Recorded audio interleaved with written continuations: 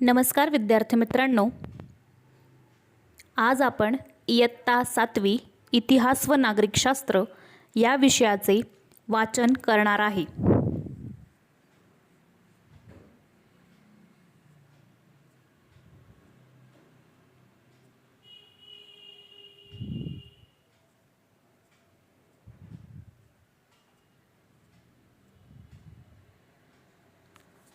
पाठ पहिला, इतिहासाची साधने.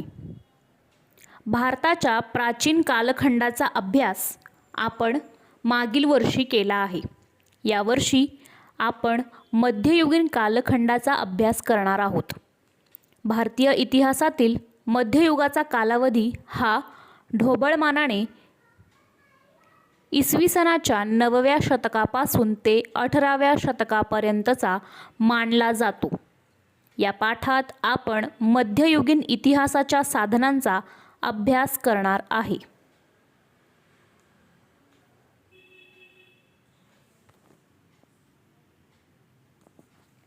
भूतकाळात घडलेल्या घटनांची कालक्रमानुसार शास्त्रशुद्ध आणि पद्धतशीर दिलेली माहिती म्हणजे इतिहास होय.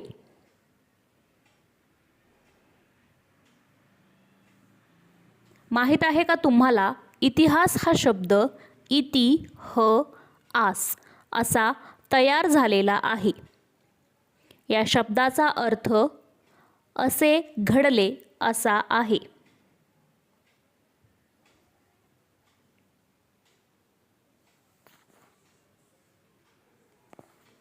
व्यक्ती, समाज, स्थळ आणि काळ हे 4 घटक इतिहासाच्या दृष्टीने अत्यंत महत्त्वाचे आहेत. इतिहास हा विश्वसनीय पुराव्यांवर आधारित असावा लागतो. या पुराव्यांनाच इतिहासाची साधने असे म्हणतात. या साधनांचे भौतिक साधने, लिखित साधने आणि मौखिक साधने असे वर्गीकरण करून आपण त्यांची माहिती घेऊ. तसेच इतिहासाच्या साधनांचे मूल्यमापनही करू. ज्या ऐतिहासिक घटनेचा अभ्यास करायचा असतो तिच्याशी संबंधित अशा अनेक बाबींचा विचार करावा लागतो. त्यासाठी ऐतिहासिक साधनांचा आधार घ्यावा लागतो. ही साधने तपासून घेणे गरजेचे असते. त्यांचा अस्सलपणा तपासावा लागतो. या साधनांचा तारतम्याने व चिकित्सपणे वापर करणे आवश्यक असते.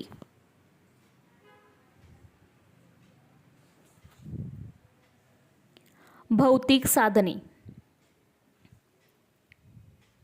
भौतिक साधने: स्मारके, इमारती, लेणी, शिलालेख, नाणी, ताम्रपट, किल्ले. वरील वस्तू किंवा वास्तू किंवा त्यांचे अवशेष यांना इतिहासाची भौतिक साधने असे म्हणतात. भौतिक साधनांमध्ये किल्ल्यांचे महत्त्वपूर्ण स्थान असते. किल्ल्यांचे काही महत्त्वाचे प्रकार म्हणजे गिरिदुर्ग, वनदुर्ग, जलदुर्ग, भुईकोट हे होत.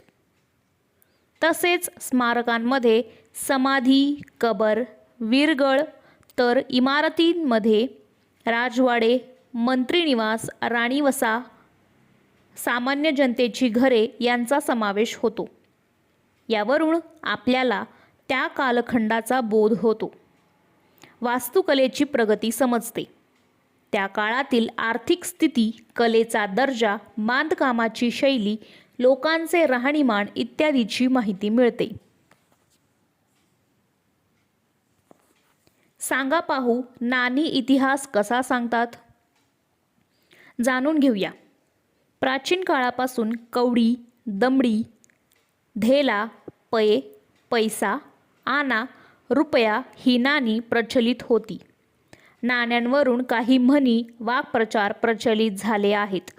उदाहरणार्थ, एक फुटकी कवडी देणार नाही. चमडी जाय पर दमडी न जाय. पै पैचा हिशोब ठेवणे. 16 आने सच.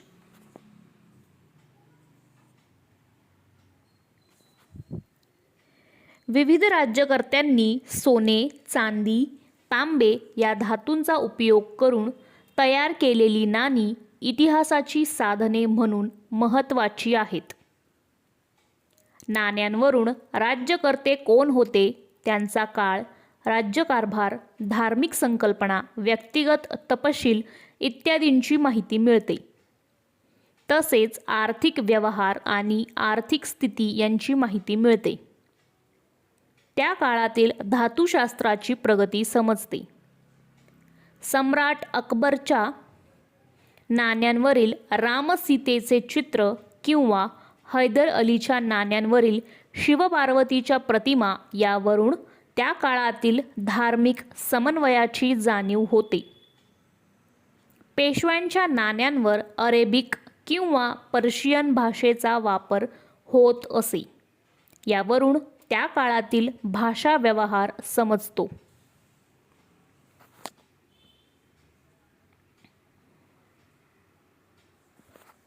शिलालेख म्हणजे दगडावर किंवा भिंतीवर कोरलेले लेख. उदाहरणार्थ तंजावर येथील बृहदीश्वर मंदिराच्या परिसरातील लेख. चालुक्य, राष्ट्रकूट, चोळ, यादव या राजांच्या काळात कोरलेले अनेक शिलालेख मिळालेले आहेत. शिलालेख हा इतिहास लेखनाचा फार महत्त्वाचा आणि विश्वसनीय पुरावा मानला जातो. त्यातून भाषा, लिपी, समाजजीवन यांसारख्या बाबी समजायला मदत होते. तांब्याच्या पत्र्यावर कोरलेल्या लेखांना ताम्रपट म्हणतात. ताम्रपटांवर राजाज्ञा, निवाडे इत्यादी प्रकारची माहिती कोरलेली असे.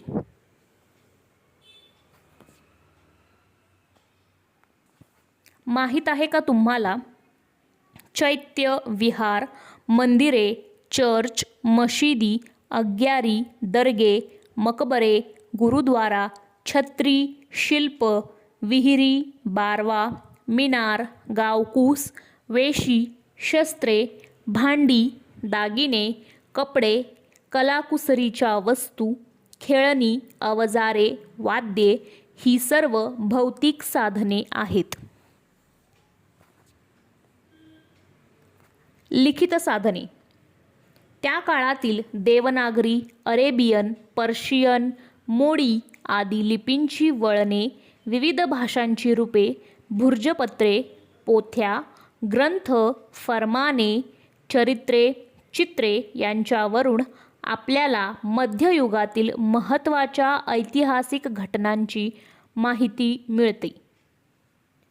तसेच खाण्यापिण्याचे पदार्थ, लोकजीवन, वेशभूषा, आचारविचार, सणसमारंभ यांचीही माहिती मिळते. या सर्व साहित्याला इतिहासाची लिखित साधने असे म्हणतात. लिखित साधने. राजदरबारातील कामकाजाची कागदपत्रे, वंशावळी, शकावली, पत्रव्यवहार, खलिते, बखरी, तवारीख, परदेशी प्रवाशांची प्रवास वर्णने, ग्रंथ, चरित्र, न्यायनिवाडे, आज्ञापत्रे.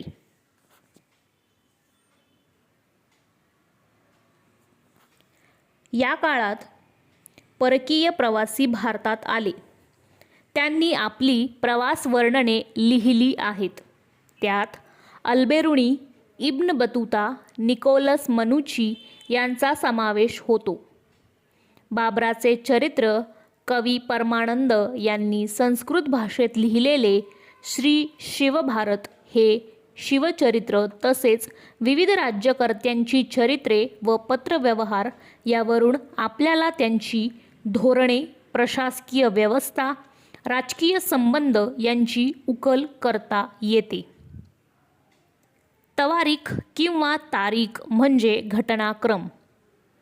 अल्बेरुनी, झियाउद्दीन बर्णी, मौलाना अहमद, याह्या बिन अहमद, मिर्झा हैदर, भीमसेन सक्सेना आदींनी लिहिलेल्या तवारिखा उपलब्ध आहेत.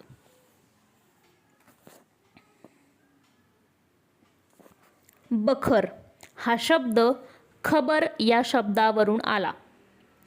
खबर म्हणजे बातमी.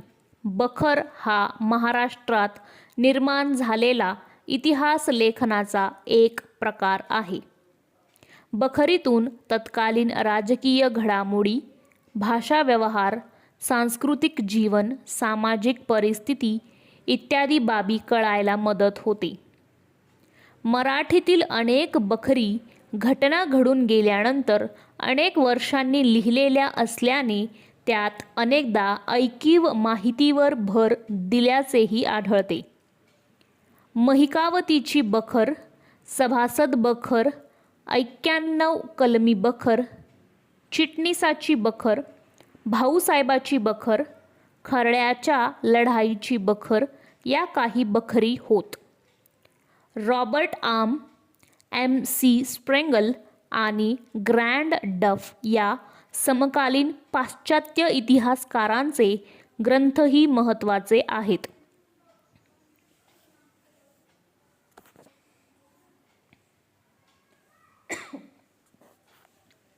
करून पहा.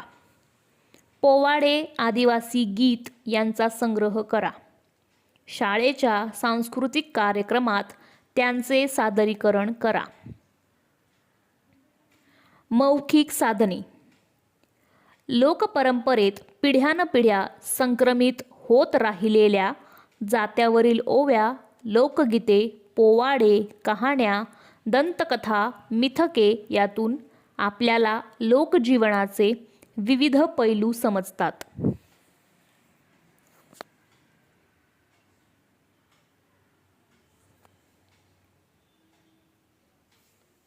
अशा प्रकारच्या साधनांना इतिहासाची मौखिक साधने असे म्हणतात. मौखिक साधने: लोकगीते, गाथा, श्लोक, अभंग, पोवाडे, म्हणी, कथा, मिथके.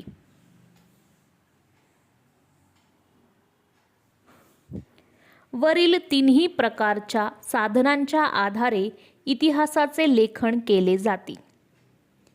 इतिहासाचे एकदा लेखन केले तरी त्याविषयीचे संशोधन अखंडपणे चालू राहतेच. या संशोधनातून नवी साधने, नवी माहिती समोर येते. त्यानुसार इतिहासाचे पुनर्लेखन करावे लागते. उदाहरणार्थ, आपल्या आजी आजोबांच्या काळातील, आईवडिलांच्या काळातील आणि आपल्या काळातील इतिहासाच्या पुस्तकांमध्ये काही प्रमाणात फरक पडल्याचे दिसते.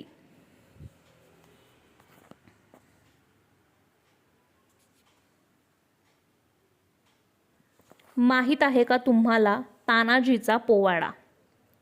या पोवाड्याचा कर्ता तुळशीदास शाहीर आहे. या पोवाड्यात सिंहगडच्या मोहिमेचे वर्णन आहे.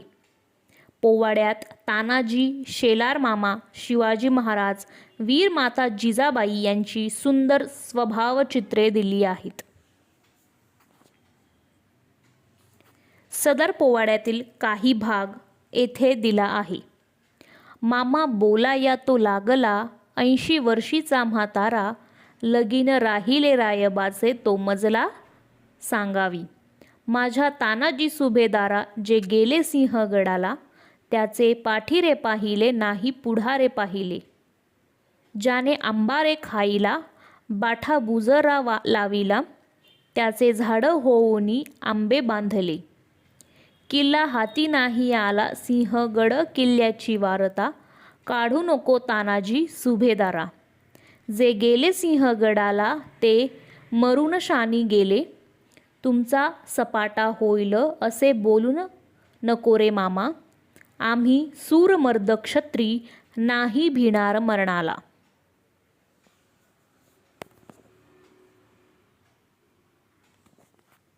बोलते व्हा. ऐतिहासिक साधनांच्या जतनाचे उपाय सुचवा. ऐतिहासिक साधनांचे मूल्यमापन. ही सर्व साधने वापरण्यापूर्वी काही काळजी घेणे आवश्यक असते. त्यांची विश्वसनीयता तपासावी लागते. यातील अस्सल साधने कोणती आणि बनावट कोणती ते शोधावे लागते. अंतर्गत प्रमाणके पाहून त्यांचा दर्जा ठरवता येतो. लेखकांचा खरे खोटेपणा, त्यांचे व्यक्तिगत हितसंबंध, काळ, राजकीय दबाव यांचाही अभ्यास करावा लागतो. ही माहिती ऐकीव आहे की त्यांनी स्वतः पाहिलेली आहे यालाही महत्त्व असते. लेखनातील अतिशयोक्ती, प्रतिमा, प्रतीके, अलंकार यांचाही विचार करावा लागतो. इतर समकालीन साधनांशी ती माहिती पडताळून पाहावी लागते. आपल्याला मिळालेली माहिती एकांगी, विसंगत किंवा अतिरंजित असण्याची शक्यता नाकारता येत नाही. त्यामुळे त्यांचा वापर करताना तारतम्य ठेवावे लागते. सदैव चिकित्सा करूनच या साधनांचा वापर करण्याची दक्षता घेणे गरजेचे असते. इतिहास लेखनात लेखकाचा निपक्षपातीपणा आणि तटस्थता फार महत्त्वाची असते. धन्यवाद.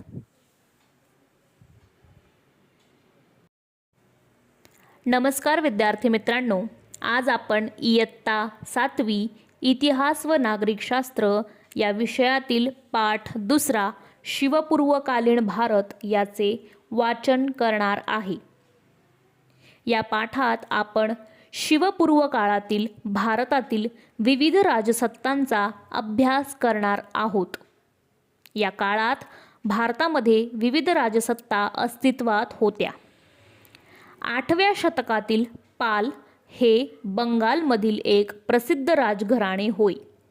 मध्य भारतात गुर्जर प्रतिहार सत्तेने आंध्र, कलिंग, विदर्भ, पश्चिम काठेवाड, कनौज, गुजरातपर्यंत सत्तेचा विस्तार केला. उत्तर भारतातील राजपूत घराण्यांमध्ये गाहडवाल घराणे, परमार घराणे ही घराणी महत्त्वाची होत. राजपुतांपैकी चौहान घराण्यातील पृथ्वीराज चौहान हा पराक्रमी राजा होता. तराई येथील पहिल्या युद्धात पृथ्वीराज चौहान यांनी मोहम्मद घोरीचा पराभव केला. मात्र तराईच्या दुसऱ्या युद्धात मोहम्मद घोरीने पृथ्वीराज चौहान याचा पराभव केला. तमिळनाडूतील चोळ घराण्यातील राज पहिला आणि राजेंद्र पहिला हे राजे महत्त्वाचे होते. चोळांनी आरमाराच्या जोरावर मालदीव बेटे, श्रीलंका जिंकून घेतले. कर्नाटकातील होयसळ घराण्यातील विष्णुवर्धन या राजाने संपूर्ण कर्नाटक जिंकला.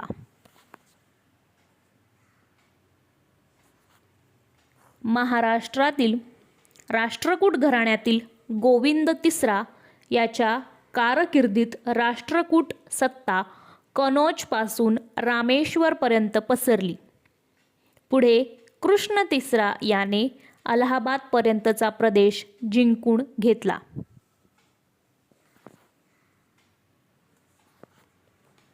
शिलाहारांची 3 घराणी पश्चिम महाराष्ट्रात उदयास आली.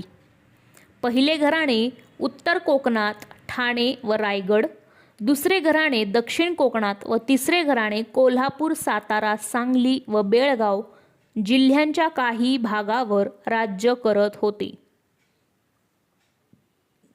शिवपूर्व काळातील शेवटची वैभवशाली राजवट म्हणजे महाराष्ट्रातील यादवांची राजवट.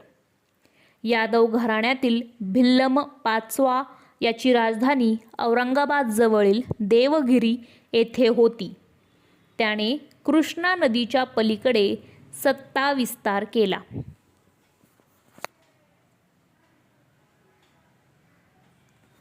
यादवांचा काळ हा मराठी भाषा आणि साहित्य यांचा सुवर्णकाळच मानावा लागतो. याच काळात महाराष्ट्रात महानुभाव आणि वारकरी या संप्रदायाचा उदय झाला. वायव्येकडील आक्रमणे. महाराष्ट्रात राष्ट्रकूट, यादव अशा स्थानिक घराण्यांची सत्ता असली तरी उत्तरेत मात्र वायव्येकडून आलेल्या आक्रमणांनी तेथील स्थानिक सत्तांना जिंकून आपला अंमल बसवला. दरम्यानच्या काळात मध्य पूर्वेत अरब सत्तेचा उदय झाला होता. साम्राज्याचा विस्तार करण्यासाठी अरब सत्ताधीश भारताकडे वळले. 8व्या शतकामध्ये मुहम्मद बिन कासिम या अरबी सेनानीने सिंध प्रांतावर स्वारी केली. तेथील दाहिर राजाचा प्रतिकार मोडून काढून त्याने सिंध प्रांत जिंकला. या स्वारीमुळे अरबांचा भारताशी राजकीय संबंध प्रथमच आला. यापुढील काळात मध्य आशियातील तुर्क, अफगाण, मुघल हे लोक भारतात आले आणि त्यांनी भारतात आपली सत्ता स्थापन केली.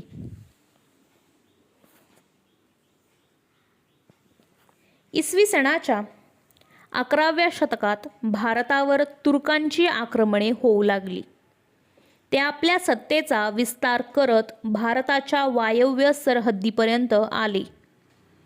गझनीचा सुलतान महमूद याने भारतावर अनेक स्वाऱ्या केल्या. या स्वाऱ्यात त्याने मथुरा, वृंदावन, कनौज, सोमनाथ येथील संपन्न मंदिरे लुटून तेथील प्रचंड संपत्ती आपल्याबरोबर नेली. उत्तरेतील सुलतानशाही. इसवी सन 1175 आणि 1178 मध्ये अफगाणिस्तानातील घूर येथील सुलतान मुहम्मद घोरी याने भारतावर आक्रमणे केली.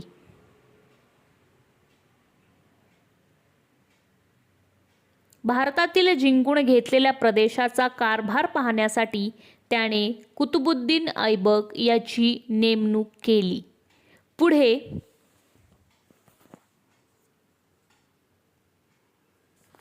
इसवी सन 1206 मध्ये मुहम्मद घोरीच्या मृत्यूनंतर ऐबकाने आपल्या प्रभुत्वाखाली भारतातील प्रदेशाचा कारभार स्वतंत्रपणे पाहण्यास सुरुवात केली. ऐबक हा मूळचा गुलाम असून तो दिल्लीचा सत्ताधीश बनला. इसवी सन 1210 मध्ये त्याचा मृत्यू झाला. माहीत आहे का तुम्हाला, कुतुबुद्दीन ऐबकानंतर अल्तमश, रझिया, बलबन, अलाउद्दीन खलजी, मोहम्मद तुघलक, फिरोज तुघलक, इब्राहिम लोदी इत्यादी सुलतानांनी भारतावर राज्य केले.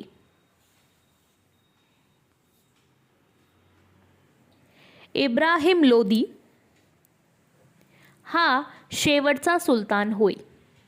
त्याच्या स्वभावदोषामुळे त्याला अनेक शत्रू निर्माण झाले. पंजाबचा सुभेदार दौलत खान लोदी याने काबूल येथील मुघल सत्ताधीश बाबर यास इब्राहिम लोदीविरुद्ध पाचारण केले. या लढाईत बाबराने इब्राहिम लोदीचा पराभव केला आणि त्याबरोबरच सुलतानशाहीचा शेवट झाला.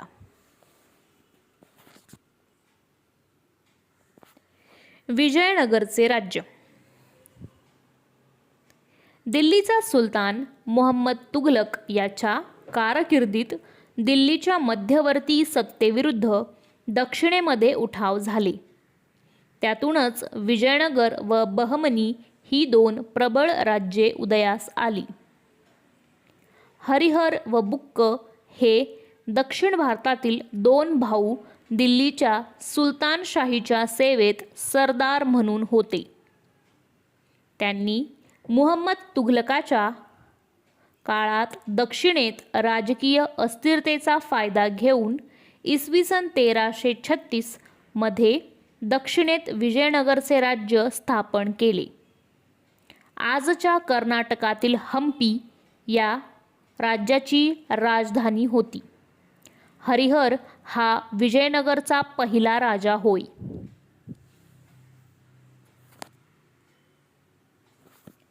हरिहरानंतर त्याचा भाऊ बुक्क सत्तेवर आला. बुक्क याने रामेश्वरपर्यंतचा प्रदेश आपल्या आधिपत्याखाली आणला. कृष्णदेवराय इसवी सन 1509 मध्ये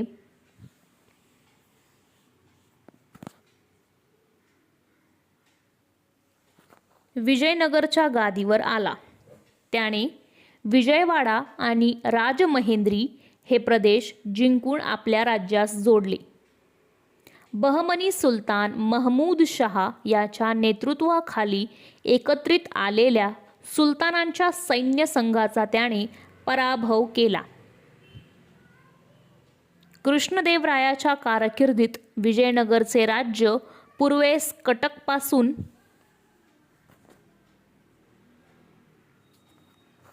पश्चिमेस गोव्यापर्यंत व उत्तरेस रायचूर दोआबपासून दक्षिणेस हिंदी महासागरापर्यंत पसरलेले होते.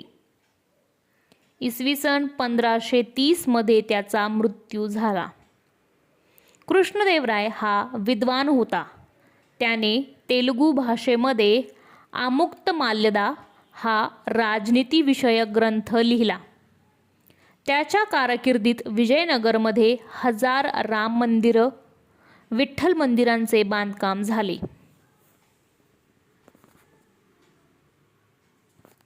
कृष्णदेवरायानंतर विजयनगरच्या राज्यास उतरती कळा लागली.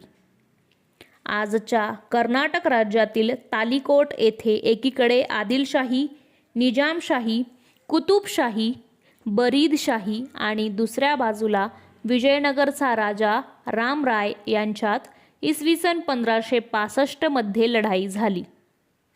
या लढाईत त्याचा पराभव झाला.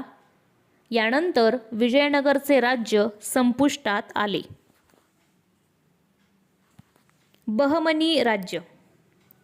मुहम्मद तुघलकाचे वर्चस्व झुगारून देण्यासाठी दक्षिणेमध्ये सरदारांनी बंड केले. या सरदारांचा प्रमुख हसन गंगू याने दिल्लीच्या सुलतानाच्या सैन्याचा पराभव केला.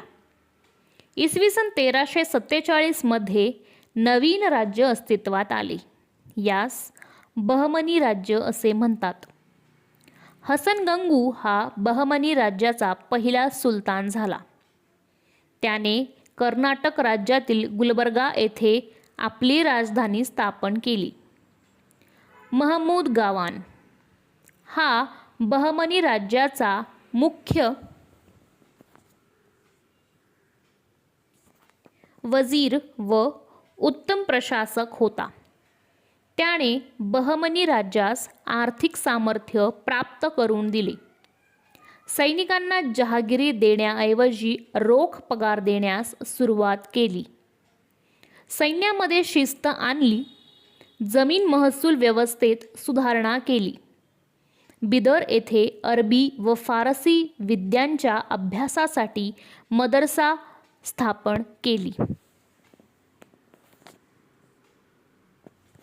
महमूद गावानंतर बहमनी सरदारांमध्ये गटबाजी वाढीस लागली. विजयनगर व बहमनी यांच्यातील संघर्षाचा बहमनी राज्यावर प्रतिकूल परिणाम झाला.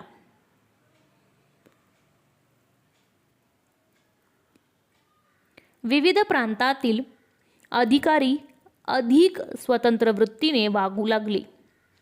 बहमनी राज्याचे विघटन झाले. त्यातून वरहाडची इमादशाही, बिदरची बरीदशाही, विजापूरची आदिलशाही, अहमदनगरची निजामशाही व गोवळकोंड्याची कुतुबशाही अशी बहमनी राज्याची 5 शकले झाली.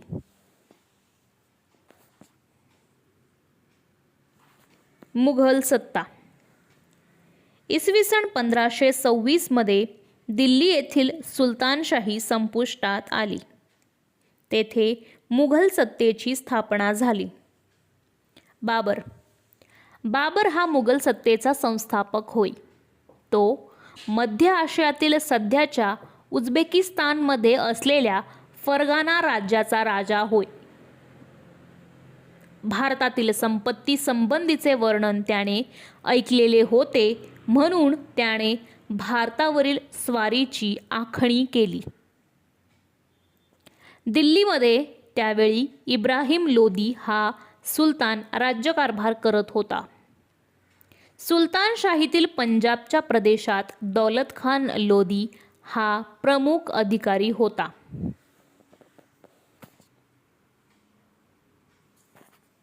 इब्राहिम लोदी आणि दौलत खान लोदी यांच्या संबंधांमध्ये संघर्ष निर्माण झाला. दौलत खानाने भारतावर आक्रमण करण्यासाठी बाबराला निमंत्रित केले. ही संधी साधून बाबराने भारतावर आक्रमण केले. बाबराच्या आक्रमणास प्रतिकार करण्याकरिता इब्राहिम लोदी सैन्य घेऊन निघाला.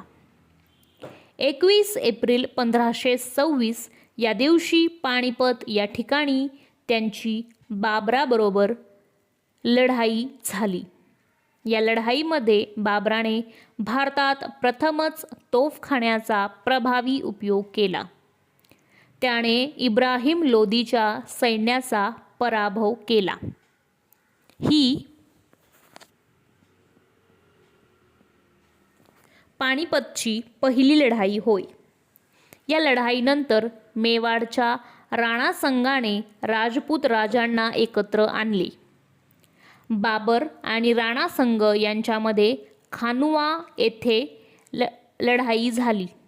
या लढाईत बाबराचा तोफखाना आणि त्याचे राखीव सैन्य यांनी प्रभावी कामगिरी केली. राणा संगाच्या सैन्याचा पराभव झाला. इसवी सन 1530 मध्ये बाबराचा मृत्यू झाला. माहीत आहे का तुम्हाला, बाबरानंतर हुमायून इसवी सन 1530 ते इसवी सन 1539 व इसवी सन 1555 ते इसवी सन 1556 गादीवर आला. हुमायूनच्या कारकिर्दीत शेरशाह याने त्याचा पराभव केला व दिल्लीच्या गादीवर सूर घराण्याची स्थापना केली. हुमायून नंतर अकबर इसवी सन 1556 ते इसवी सन 1605 गादीवर आला. अकबर व हेमू यांच्यात इसवी सन 1556 मध्ये पानिपत येथे लढाई झाली. ही पानिपतची दुसरी लढाई होय. संपूर्ण भारत आपल्या एकछत्री अंमलाखाली आणण्याची त्याची महत्त्वाकांक्षा होती. अकबरानंतर जहांगीर इसवी सन 1605 ते 1628 हा सम्राट झाला. त्याच्या कारकिर्दीत त्याची पत्नी नूरजहान हिने प्रभावी कामगिरी बजावली. जहांगीरानंतर शहाजहान इसवी सन 1628 ते इसवी सन 1658 सम्राट झाला. शहाजहाननंतर औरंगजेब इसवी सन 1658 ते 1707 हा दीर्घकाळ सम्राट होता. त्याच्या मृत्यूनंतर मुघल साम्राज्य खिळखिळे झाले. अकबर हा मुघल घराण्यातील सर्वात कर्तबगार राजा होय. अकबराने भारत स्वतःच्या एकछत्री अंमलाखाली आणण्याचा प्रयत्न केला, तेव्हा त्याला विरोध झाला. महाराणा प्रताप, चांदबिबी, राणी दुर्गावती यांनी अकबराविरुद्ध केलेला संघर्ष उल्लेखनीय आहे.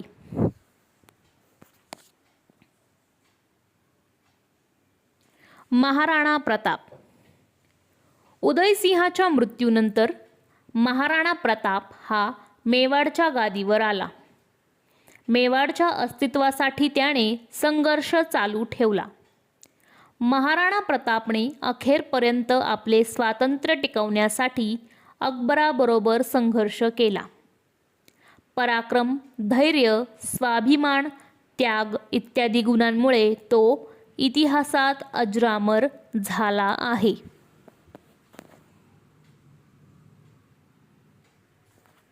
चांदबिबी. इसवी सन 1595मध्ये मुघलांनी अहमदनगर या निजामशाहीच्या राजधानीवर हल्ला केला. मुघल सैन्याने अहमदनगरच्या किल्ल्याला वेढा दिला. अहमदनगरच्या हुसेन निजामशहाची कर्तबगार मुलगी चांद बीबी हिने अत्यंत धैर्याने तो किल्ला लढवला. यावेळी निजामशाहीतील सरदारांमध्ये दुही निर्माण झाली. या दुहीतून चांद बीबीस ठार मारले गेले. पुढे मुघलांनी अहमदनगरचा किल्ला जिंकून घेतला. मात्र निजामशाहीचे संपूर्ण राज्य मुघलांच्या ताब्यात आले नाही. राणी दुर्गावती. विदर्भाचा पूर्व भाग, त्याच्या उत्तरेचा मध्य प्रदेशाचा भाग, आजच्या छत्तीसगडचा पश्चिम भाग, आंध्र प्रदेशाचा उत्तर भाग आणि ओडिशाचा पश्चिम भाग हा स्थूल मानाने गोंडवनाचा विस्तार होय. चंदेल राजपुतांच्या घराण्यात जन्मलेली दुर्गावती लग्नानंतर गोंडवनची राणी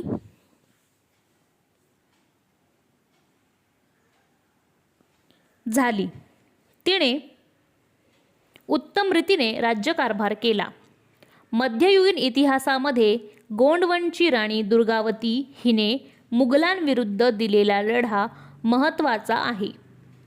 दुर्गावतीने पतीच्या मृत्यूनंतर अकबराविरुद्ध लढताना प्राणार्पण केले, परंतु शरणागती पत्करली नाही. औरंगजेब हा इसवी सन 1658मध्ये बादशहा झाला. त्यावेळी मुघल साम्राज्य हे उत्तरेस काश्मीरपासून दक्षिणेस अहमदनगरपर्यंत आणि पश्चिमेस काबूलपासून पूर्वेला बंगालपर्यंत पसरलेले होते.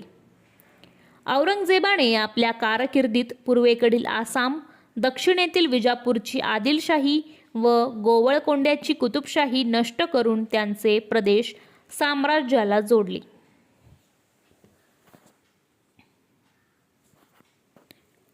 अहोमांशी संघर्ष. इसवी सनाच्या 13व्या शतकात शान जमातीचे लोक ब्रह्मपुत्रा नदीच्या खोऱ्यात स्थायिक झाले. तेथे त्यांनी आपले राज्य स्थापन केले. स्थानिक लोक या लोकांना आहोम असे म्हणत. औरंगजेबाच्या काळात आहोमांचा मुघलांशी दीर्घकाळ संघर्ष झाला. मुघलांनी आहोमांच्या प्रदेशावर आक्रमण केले.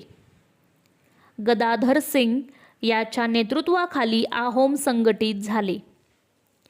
लाच्छित बडफुकन या सेनानीने मुघलांविरुद्ध तीव्र संघर्ष केला.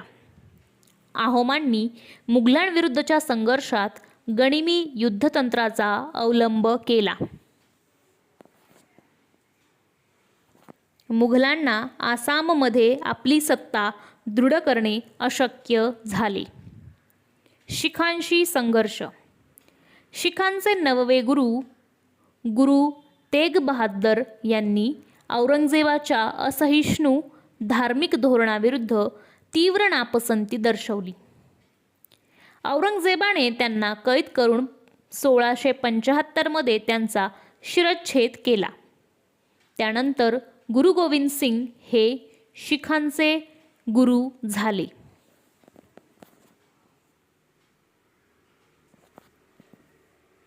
गुरु गोविंद सिंगांनी आपल्या अनुयायांना संघटित करून त्यांच्यातील लढाऊ वृत्तीला प्रोत्साहन दिले.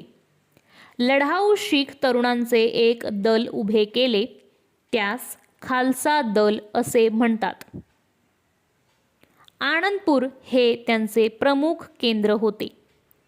औरंगजेबाने शीखांविरुद्ध सैन्य पाठवले.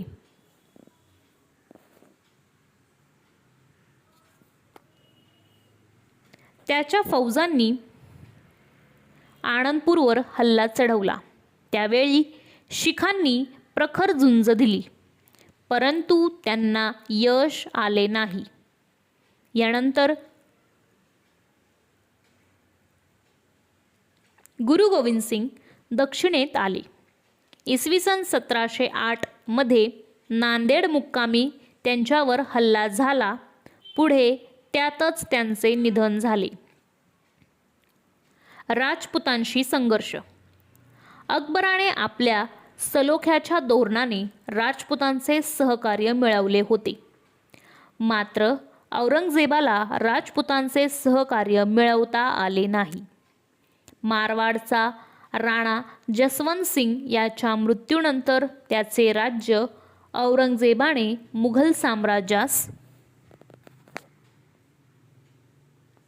जोडून घेतले. दुर्गादास राठोड याने जसवंत सिंगांचा अल्पवयीन मुलगा अजित सिंग याला मारवाडच्या गादीवर बसवले. दुर्गादास राठोडने मुघलांविरुद्ध मोठा संघर्ष केला. दुर्गादासाचा हा प्रतिकार मोडून काढण्यासाठी औरंगजेबाने राजपुत्र अकबर याला मारवाडमध्ये पाठवले. राजपुत्र अकबर हा स्वतः राजपुतांना जाऊन मिळाला आणि त्याने औरंगजेबाविरुद्ध बंड पुकारले. या बंडात महाराष्ट्रातील मराठ्यांचीही मदत घेण्याचा प्रयत्न झाला. दुर्गादास राठोड याने मारवाडच्या अस्तित्वासाठी मुघलांविरुद्धचा हा संघर्ष चालू ठेवला. मराठ्यांशी संघर्ष.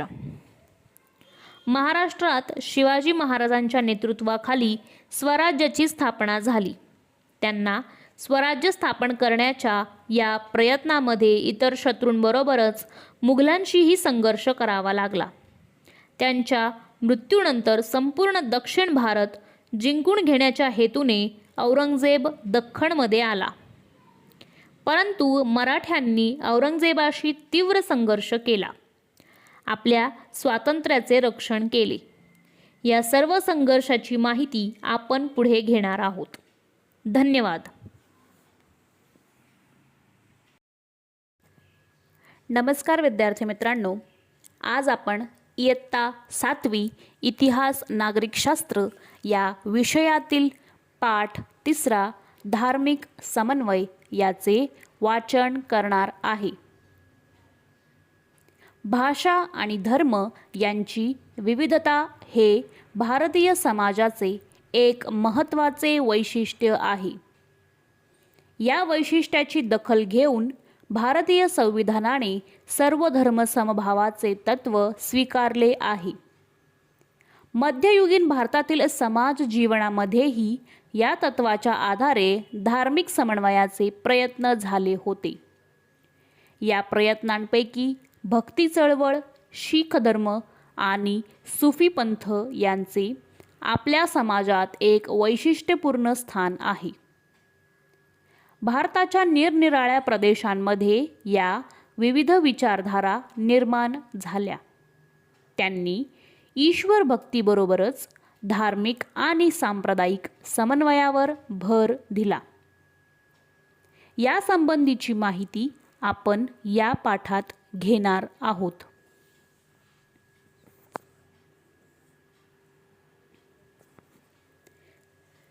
भारतीय धर्मजीवनात प्रारंभी कर्मकांड आणि ब्रह्मज्ञान यांच्यावर विशेष भर होता.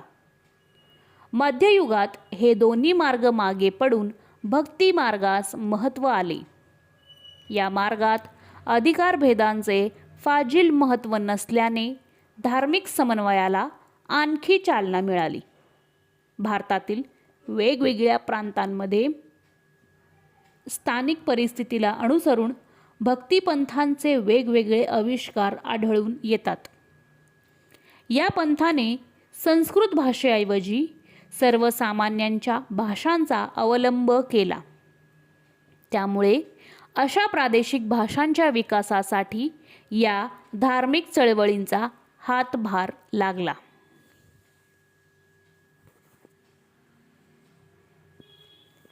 भक्ती चळवळ. भक्ती चळवळीचा उगम दक्षिण भारतात झाल्याचे मानण्यात येते. या भागात नायनार आणि अळवार या भक्ती चळवळी उदयास आल्या. नायनार हे शिवभक्त तर आळवार हे विष्णू भक्त होते. शिव आणि विष्णू एकच आहेत असे मानून त्यांच्यामध्ये समन्वय करण्याचे प्रयत्नही झाले. अर्धा भाग विष्णूचा आणि अर्धा भाग शिवाचा दाखवून हरिहर या स्वरूपातील मूर्तीही मोठ्या प्रमाणात निर्माण करण्यात आल्या. या भक्ती चळवळींमध्ये समाजाच्या सर्व स्तरांमधील लोक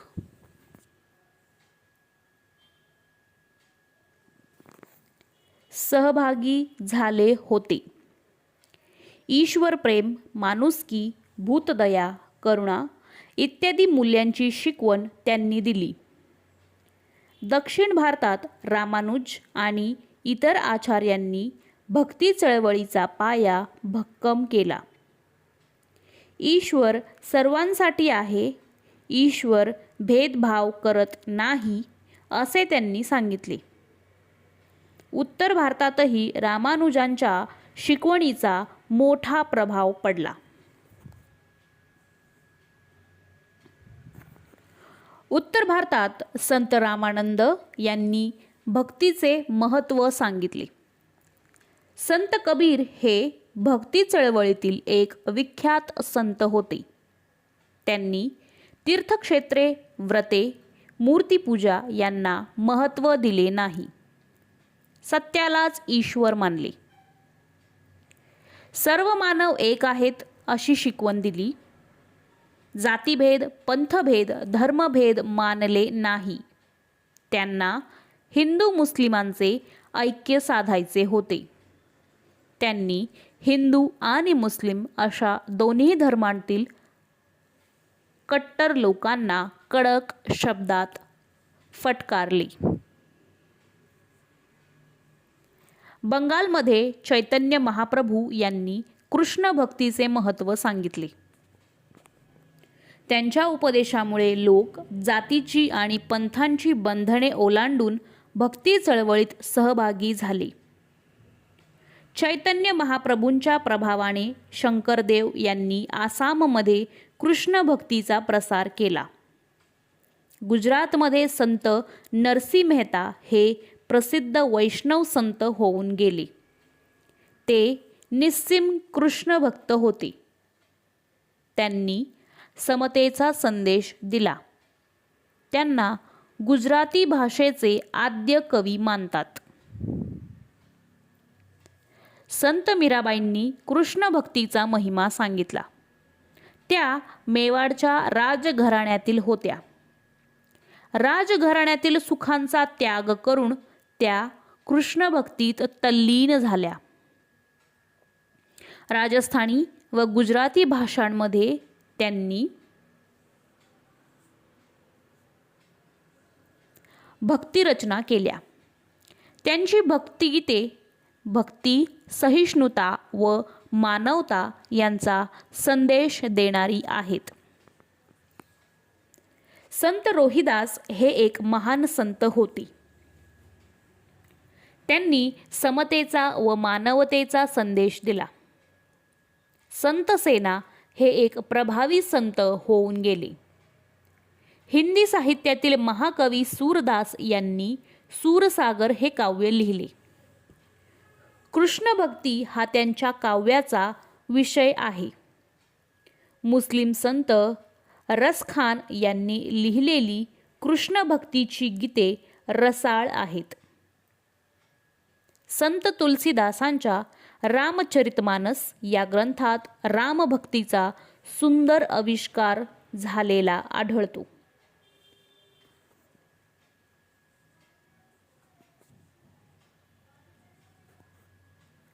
कर्नाटकात बसवेश्वरांनी लिंगायत विचारधारेचा प्रसार केला. त्यांनी जातीभेदाला विरोध केला. श्रमप्रतिष्ठेचे महत्त्व सांगितले. त्यांचे काय कवे कैलास हे प्रसिद्ध वचन आहे. त्याचा अर्थ श्रम हाच कैलास होय असा आहे.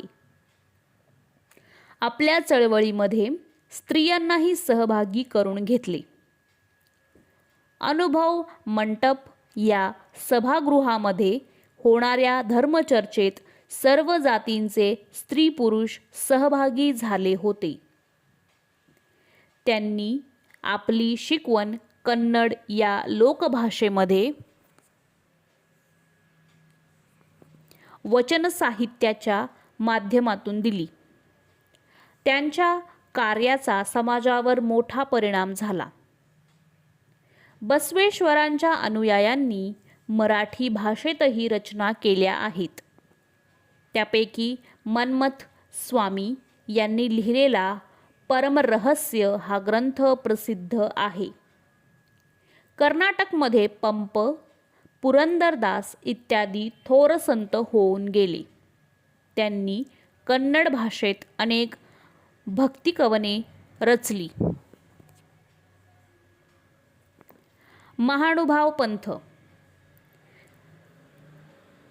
13व्या शतकात चक्रधर स्वामींनी महाराष्ट्रात महानुभाव पंथ प्रवर्तित केला. हा कृष्ण भक्तीचा उपदेश करणारा पंथ आहे. श्री गोविंद प्रभू हे चक्रधर स्वामींचे गुरु होते. चक्रधरांच्या शिष्यांमध्ये सर्व जाती जमातींमधील स्त्री पुरुषांचा समावेश होता. ते समतेचे पुरस्कर्ते होते. त्यांनी महाराष्ट्रभर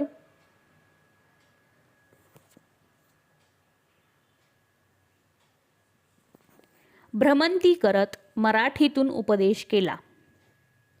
संस्कृतऐवजी मराठी भाषेला प्राधान्य दिले. त्यामुळे मराठी भाषेचा विकास झाला. मराठी भाषेमध्ये विपुल ग्रंथ निर्मिती झाली. या पंथाचा प्रसार महाराष्ट्रात प्रामुख्याने विदर्भ आणि मराठवाडा या भागात झाला. विदर्भातील रिद्धिपूर हे या पंथाचे महत्त्वाचे स्थान होय. तसेच हा पंथ पंजाब, अफगाणिस्तान अशा दूरवरच्या प्रदेशांपर्यंत पोहोचला होता.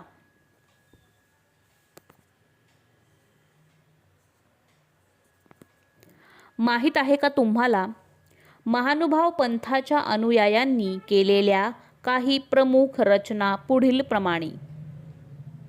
म्हाइंभट यांनी संपादित केलेला चक्रधरांच्या लीळांचे वर्णन करणारा लीळाचरित्र हा ग्रंथ, आद्य मराठी कवी महदंबा यांचे धवळे, केशोबास यांनी संपादित केलेले सूत्रपाठ आणि दृष्टांतपाठ, दामोदर पंडितांचे वच्छाहरण, भास्कर भट्ट बोरीकर यांचा शिशुपालवध, नरेंद्रांचे रुक्मिणी स्वयंवर.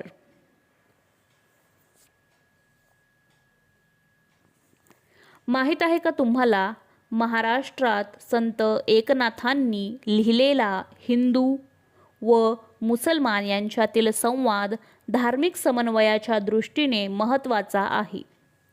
संत शेख महम्मद यांचे शेख महम्मद अविंध त्यांचे हृदयी गोविंद हे प्रसिद्ध वचन या समन्वयाचे एक उदाहरण होय.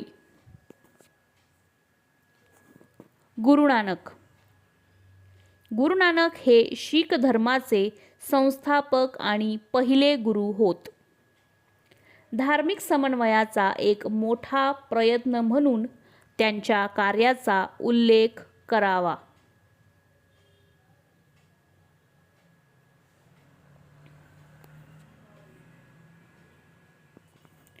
लागेल. त्यांनी हिंदू आणि मुस्लिम या दोन्हीही धर्मांच्या विविध तीर्थक्षेत्रांना भेटी दिल्या. ते मक्केलाही गेले होते. भक्तिभावना सगळीकडे सारखीच आहे ही गोष्ट त्यांच्या लक्षात आली. सर्वांशी सारखेपणाने वागावे अशी त्यांची शिकवण होती. हिंदू आणि मुस्लिम यांचे ऐक्य साधावे यासाठी त्यांनी उपदेश केला. शुद्ध आचरणावर भर दिला. गुरु नानकांच्या उपदेशाने अनेक लोक प्रभावित झाले. त्यांच्या शिष्यांची संख्या दिवसेंदिवस वाढत गेली. गुरु नानकांच्या अनुयायांना शिष्य म्हणजेच शीख असे म्हणतात. गुरु ग्रंथ साहिब हा शीखांचा पवित्र ग्रंथ आहे. या ग्रंथामध्ये स्वतः गुरु नानक, संत नामदेव, संत कबीर इत्यादी संतांच्या रचनांचा समावेश आहे. गुरु नानकांनंतर शीखांचे 9 गुरु झाले.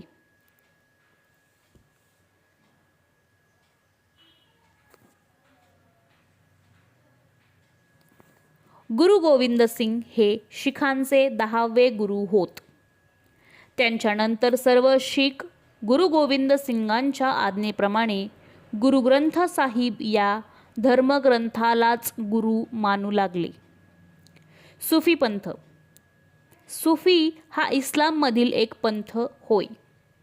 परमेश्वर प्रेममय आहे. प्रेम व भक्ती या मार्गांनीच परमेश्वरापर्यंत पोहोचता येते, अशी सुफी साधूंची श्रद्धा होती. सर्व प्राणीमात्रांवर प्रेम करावे, परमेश्वराचे चिंतन करावे, साधेपणाने राहावे अशी त्यांची शिकवण होती. ख्वाजा मोइनुद्दीन चिश्ती, शेख निजामुद्दीन अवलिया हे थोर सुफी संत होते. सुफी संतांच्या उपदेशामुळे हिंदू मुसलमान समाजात ऐक्य निर्माण झाले. भारतीय संगीतात सुफी संगीत परंपरेने मोलाची भर घातली आहे. संतांनी सांगितलेला भक्तिमार्ग सर्वसामान्यांना आचरण्यास सोपा होता. सर्व स्त्री पुरुषांना भक्ती चळवळीमध्ये प्रवेश होता. संतांनी आपले विचार लोकभाषेतून मांडले. सर्वसामान्य लोकांना ते अधिक जवळचे वाटले. भारतीय संस्कृतीची जी जडणघडण झाली आहे तिच्यामध्ये भक्ती मार्गाचा फार मोठा वाटा आहे. धन्यवाद. नमस्कार विद्यार्थी मित्रांनो, आज आपण इयत्ता 7वी इतिहास नागरिकशास्त्र या विषयातील पाठ 4 शिवपूर्वकालीन महाराष्ट्र याचे वाचन करणार आहे. 17व्या शतकाच्या सुरुवातीस महाराष्ट्रातील बहुतांश प्रदेश अहमदनगरचा निजामशहा आणि विजापूरचा आदिलशहा यांच्या ताब्यात होता. मुघलांचा खानदेशामध्ये शिरकाव झालेला होता. दक्षिणेमधील आपला सत्ता विस्तार घडवून आणणे हे त्यांचे उद्दिष्ट होते. कोकणच्या किनारपट्टीवर आफ्रिकेतून आलेल्या सिद्दी लोकांच्या वस्त्या होत्या. याच काळात युरोपातून आलेल्या पोर्तुगीज, इंग्रज, फ्रेंच व डच इत्यादी सत्तांमधील सागरी स्पर्धा आणि संघर्ष तीव्र होत होता. त्यांच्यात व्यापारासाठी बाजारपेठा काबीज करण्याची चढाओढ लागली होती.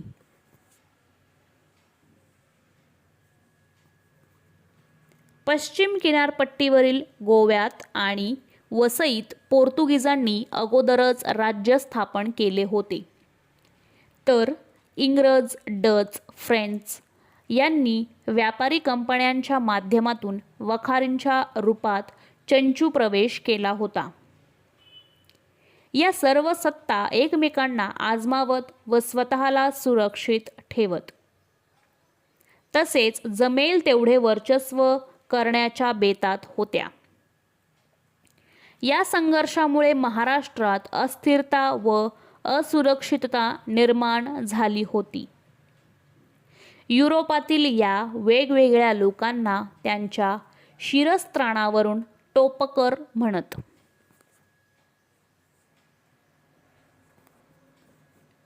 शिवपूर्वकालीन लोकवस्ती, प्रजा आणि राज्यकर्ते यांच्यामधील दुवा म्हणून कार्य करणारे अधिकारी, बाजारपेठा, कारागीर वगैरेंचे स्वरूप समजण्यासाठी गाव म्हणजेच मौजा, कसबा आणि परगणा या भौगोलिक स्थानांची ओळख होणे आवश्यक आहे. अनेक गावांचा परगणा होत असे. सामान्यतः परगण्याच्या मुख्य ठिकाणाला कसबा म्हणत असत. कसब्यापेक्षा लहान असलेल्या गावाला मौजा म्हणत असत. आपण आता गाव, कसबा आणि परगणा यांची क्रमशः संक्षिप्त ओळख करून घेऊ. गाव, मौजा. बहुतेक लोक गावामध्येच राहत. गावाला मौजा असेही म्हणत. पाटील हा गावाचा प्रमुख असे. लोकांनी गावातील जास्तीत जास्त जमीन लागवडीखाली आणावी यासाठी तो प्रयत्न करी. गावामध्ये तंटाबखेडा होत असे तेव्हा शांतता निर्माण करण्याचे काम पाटील करत असे. त्याच्या कामात कुलकर्णी मदत करत. जमा झालेल्या महसुलाची नोंद करणे हे काम कुलकर्णी करत असे. गावामध्ये निरनिराळे कारागीर असत. त्यांच्याकडे व्यवसायासंबंधीचे हक्क वंशपरंपरेने चालत आलेले असत. गावात कारागीर जी सेवा देत असत त्याबद्दल शेतकऱ्याकडून त्यांना शेतीतील उत्पन्नाचा काही वाटा मिळे. त्यास बलूत असे म्हणत.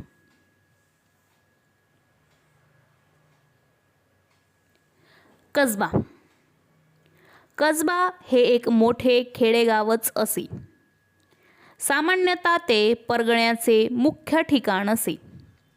उदाहरणार्थ, इंदापूर परगण्याचे मुख्य ठिकाण इंदापूर कसबा.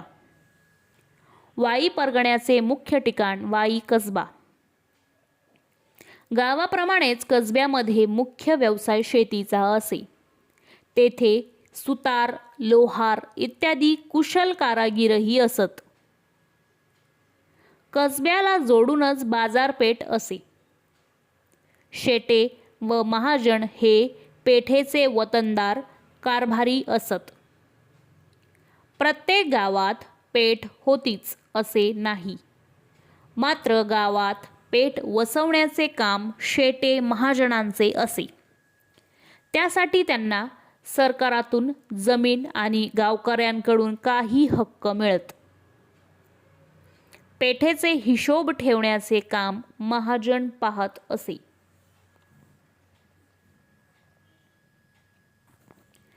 माहीत आहे का तुम्हाला, वीर माता जिजाबाईंच्या आज्ञेनुसार पुण्याजवळील पाषाण येथे एक पेठ वसवली. तिला जिजापूर असे म्हणतात. मालपुरा, खेलपुरा, परसपुरा, विठापुरा या देखील मालोजी, खेलोजी, परसोजी आणि विठोजी यांच्या नावे औरंगाबाद येथे वसवलेल्या नव्या पेठा आहेत. खेडला जोडून असलेले शिवापूर ही शिवाजी महाराजांच्या नावे वसवलेली पेठ होती.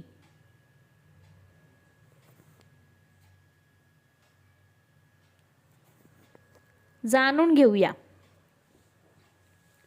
दोन खेडी स्वतंत्र आहेत हे दर्शवण्याकरता बुद्रुक आणि खुर्द या नावांचा उपयोग केला जातो. मूळ गाव बुद्रुक आणि नवीन गाव खुर्द. उदाहरणार्थ, वडगाव बुद्रुक आणि वडगाव खुर्द. परगणा. अनेक गावे मिळून परगणा होत असला तरी सर्व परगण्यातील गावांची संख्या समान नसे. उदाहरणार्थ, पुणे परगणा हा मोठा परगणा होता. त्यात 290 गावे होती. चाकण परगण्यात 64 गावे होती. शिरवळ परगणा लहान होता. त्यात 40 गावे होती. देशमुख व देशपांडे हे परगण्याचे वतनदार अधिकारी असत.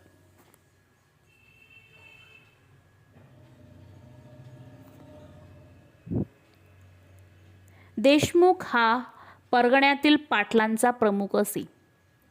गाव पातळीवर जे काम पाटील करत असे तेच काम परगणा पातळीवर देशमुख करत असत. तसेच परगण्यातील सर्व कुलकर्ण्यांचा प्रमुख देशपांडे असे. गाव पातळीवर कुलकर्णी जे काम करत असे ते काम परगणा पातळीवर देशपांडे करत असे. हे वतनदार, अधिकारी, रयत आणि सरकार यांच्यामधील दुवा होते.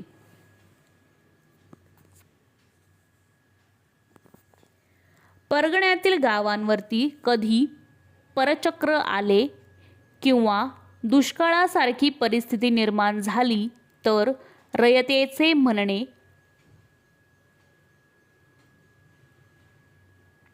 सरकारकडे मांडण्याचे काम वतनदार करत. काही वेळेला हे अधिकारी आपल्या अधिकाराचा दुरुपयोग करत. ते कधी रयतेकडून अधिक पैसा जमा करत तर कधी रयतेकडून गोळा केलेली रक्कम सरकारकडे जमा करण्यास विलंब लावत. अशा वेळी प्रजा त्रासली जात असे. माहीत आहे का तुम्हाला, वतन हा अरेबिक शब्द असून महाराष्ट्रात तो वंशपरंपरेने आणि कायमस्वरूपी उपभोगायची सारामुक्त जमीन अशा अर्थी वापरला जातो. दुष्काळाचे संकट. शेती ही पावसाच्या पाण्यावर अवलंबून असे. पाऊस पडला नाही तर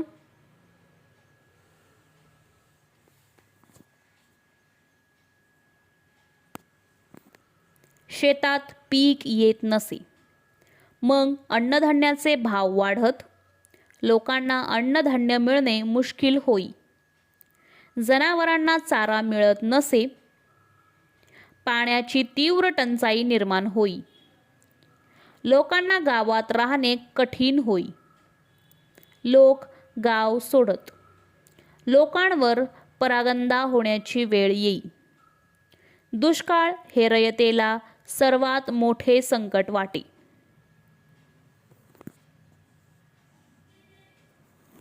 महाराष्ट्रामध्ये असाच एक मोठा दुष्काळ इसवी सन 1630 मध्ये पडलेला होता. या दुष्काळाने लोक हवालदिल झाले. धान्याची तीव्र टंचाई निर्माण झाली. भाकरीच्या तुकड्यासाठी लोक स्वतःला विकून घेण्यास तयार होते. पण विकत घेणाराच कोणी नव्हता असे वर्णन वाचायला मिळते. कुटुंबे उद्ध्वस्त झाली. गुरेढोरे मेली. शेती व्यवसाय खचला. उद्योगधंदे संपुष्टात आले. आर्थिक व्यवहार खुंटले. लोक देशोधडीला लागले. अशा उद्ध्वस्त झालेल्या लोकजीवनाची घडी बसवणे हे एक मोठे आव्हान होते.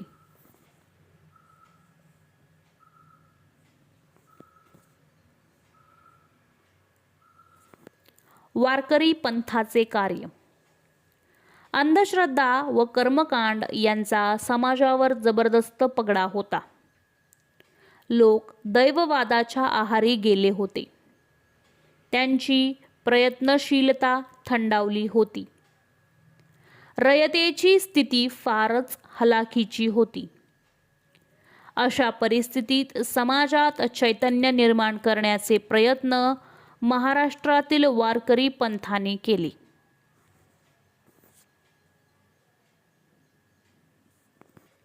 महाराष्ट्रात संत नामदेव, संत ज्ञानेश्वर यांच्यापासून सुरू झालेली संत परंपरा समाजाच्या विविध स्तरातून आलेल्या संतांनी पुढे चालवली.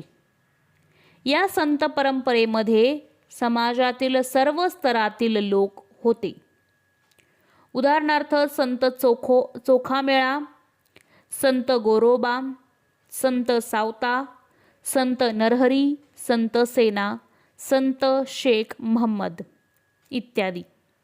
त्याचप्रमाणे संत मंडळीत संत चोखोबांची पत्नी संत सोयराबाई आणि बहीण संत निर्मळाबाई, संत मुक्ताबाई, संत जनाबाई, संत कान्होपात्रा, संत बहिणाबाई सिऊरकर यांसारख्या स्त्रियाही होत्या.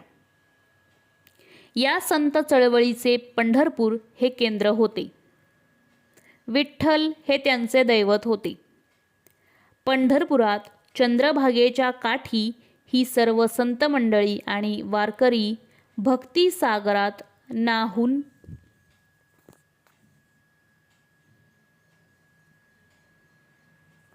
निघत. तेथे भजन, कीर्तन आणि सहभोजन काला या माध्यमातून समतेचा प्रसार होई. संत नामदेव हे वारकरी संप्रदायातील एक श्रेष्ठ संत होते. ते कुशल संघटक होते. ते उत्तम कीर्तनकारही होते. कीर्तनाच्या माध्यमातून त्यांनी सर्व जाती जमातींमधील स्त्री पुरुषांना एकत्र करून त्यांच्यात समतेची भावना जागवली. नाचू कीर्तनाचे रंगी, ज्ञानदीप लावू जगी ही त्यांची प्रतिज्ञा होती.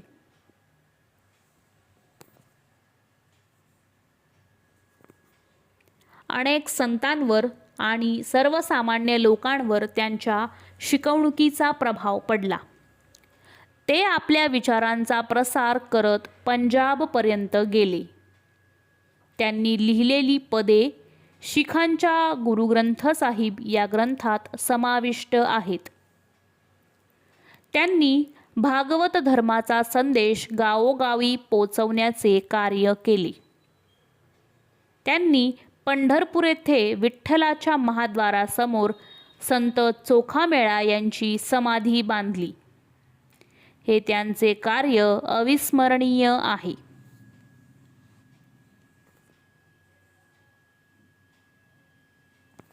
संत ज्ञानेश्वर हे वारकरी संप्रदायातील एक विख्यात संत होत. त्यांनी भगवद्गीता या संस्कृत ग्रंथाचा अर्थ मराठीत स्पष्ट करणारा भावार्थ दीपिका अर्थात ज्ञानेश्वरी हा ग्रंथ रचला. तसेच त्यांनी अमृतानुभव या ग्रंथाची रचना केली. त्यांनी आपल्या ग्रंथातून व अभंगातून भक्ती मार्गाचे महत्त्व सांगितले. सर्वसामान्यांना आचरता येईल असा आचार धर्म सांगितला. वारकरी संप्रदायाला धर्माची प्रतिष्ठा मिळवून दिली. अतिशय प्रतिकूल परिस्थितीमध्ये जीवन जगावे लागलेले असूनही त्यांनी आपल्या मनाचे संतुलन ढळू दिले नाही आणि कटुताही बाळगली नाही. ज्ञानेश्वरीतील पसायदान उदात्त संस्कार करणारे आहे. ज्ञानेश्वरांचे बंधू संत निवृत्तीनाथ व संत सोपानदेव आणि भगिनी मुक्ताबाई यांच्याही काव्यरचना प्रसिद्ध आहेत. संत एकनाथ हे महाराष्ट्राच्या भक्ती चळवळीतील एक महान संत होते.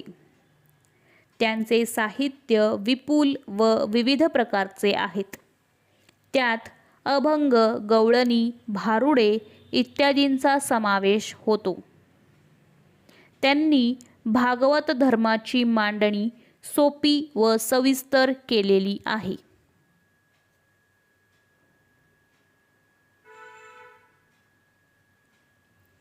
भावार्थ रामायणात रामकथेच्या निमित्ताने लोकजीवनाचे चित्र रेखाटले आहे. त्यांनी भागवत या संस्कृत ग्रंथाच्या भक्तिविषयक भागाचा अर्थ मराठीत विशद केला. त्यांच्या अभंगात जिव्हाळा आहे. परमार्थ प्राप्तीसाठी प्रपंच सोडण्याची आवश्यकता नाही हे त्यांनी स्वतःच्या आचरणाने दाखवून दिले.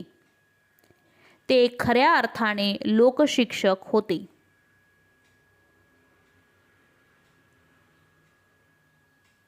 आपली मराठी भाषा कोणत्याही भाषेपेक्षा कमी नाही असे ते मानत. संस्कृत वाणी देवे केली तरी प्राकृत काय चोरापासून झाली, असे त्यांनी संस्कृत पंडितांना ठणकावून विचारले. त्यांनी इतर धर्मांचा तिरस्कार करणाऱ्यांवर कडक टीका केली. संत तुकाराम हे पुण्याजवळील देहू गावचे. त्यांची अभंग रचना प्रसन्न आणि प्रासादिक आहे. त्यांच्या अभंगांना श्रेष्ठ कवित्वाची उंची लाभली आहे. संत तुकारामांची गाथा ही मराठी भाषेचा अमोल ठेवा आहे.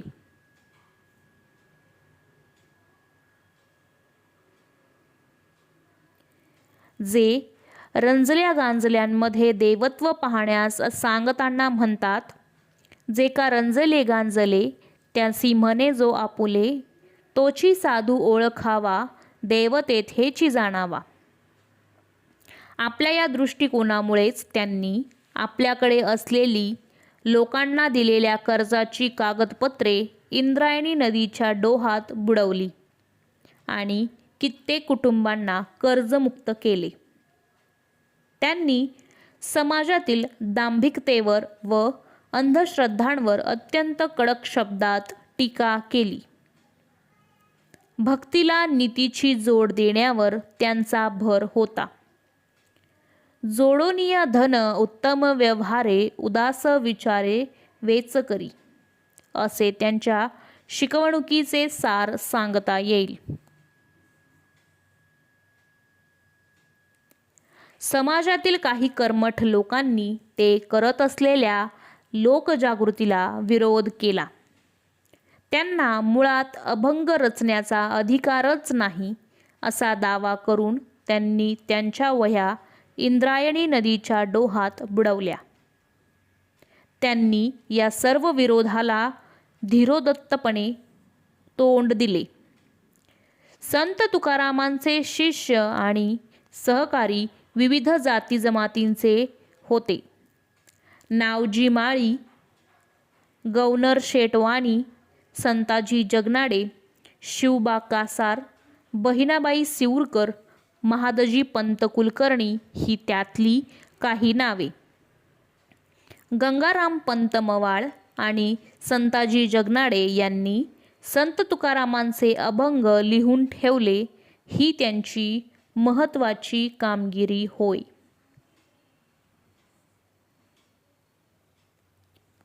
संत कार्याची फलश्रुती. संतांनी लोकांना समतेचा संदेश दिला. माणुसकी व मानवधर्म शिकवला. एकमेकांवर प्रेम करावे, एकत्र यावे व एकजुटीने राहावे ही त्यांची शिकवण होती. त्यांच्या कार्यामुळे लोकजागृती झाली. परचक्र, दुष्काळजन्य परिस्थिती आणि निरनिराळ्या प्रकारची इतर निसर्ग संकटे आली असता त्यांची पर्वा न करता कसे जगावे याविषयी त्यांनी केलेला उपदेश हा लोकांचा मोठा आधार ठरला. त्यांच्या या कार्यामुळे महाराष्ट्रातील लोकांमध्ये आत्मविश्वास निर्माण झाला. समाजात धर्माची अवनती झाली होती. अशा वेळी संतांनी पुढे येऊन समाजाचे रक्षण केले. ते धर्माचा खरा अर्थ सांगू लागले. लोकांमध्ये राहून त्यांची सुखदुःखे समजावून घेत भक्ती मार्गाचा पुरस्कार करू लागले. अशा वेळी समाजातील काही कर्मठ लोक त्यांना विरोध करू लागले. हा विरोध सहन करणे म्हणजे आपल्या कर्तव्याचाच एक भाग आहे असे संत मानत असत. तुका म्हणे तोची संत, सोशी जगाचे आघात. या शब्दात संत तुकारामांनी खऱ्या संताचे लक्षण सांगितले आहे.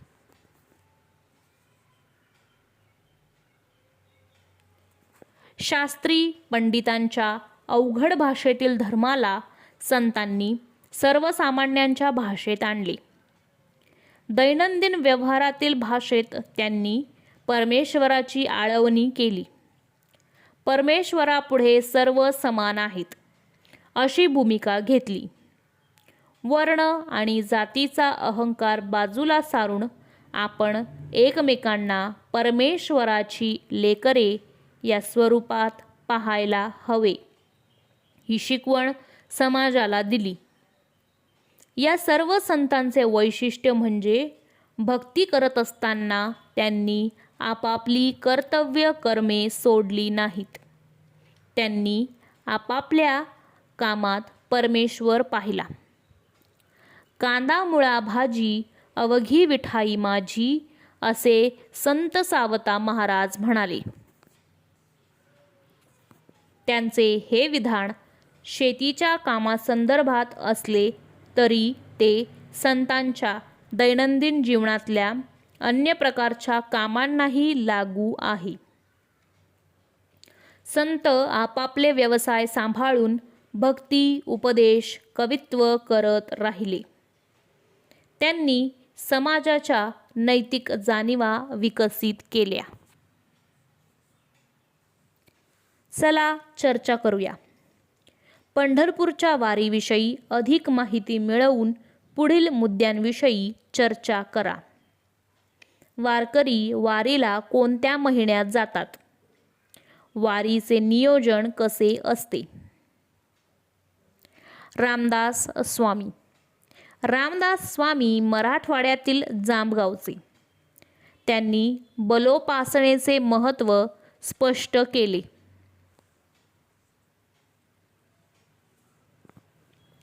मराठा तितुका मेळवावा, महाराष्ट्र धर्म वाढवावा हा त्यांचा संदेश प्रसिद्ध आहे. त्यांनी दासबोध, करुणाष्टके, मनाचे श्लोक या साहित्याच्या माध्यमातून जनतेला व्यावहारिक शिक्षणाचे धडे दिले. लोकचळवळीचे आणि लोकसंघटनेचे महत्त्व सांगितले. समर्थ संप्रदाय स्थापन केला. चाफळ हे या संप्रदायाचे केंद्र होते.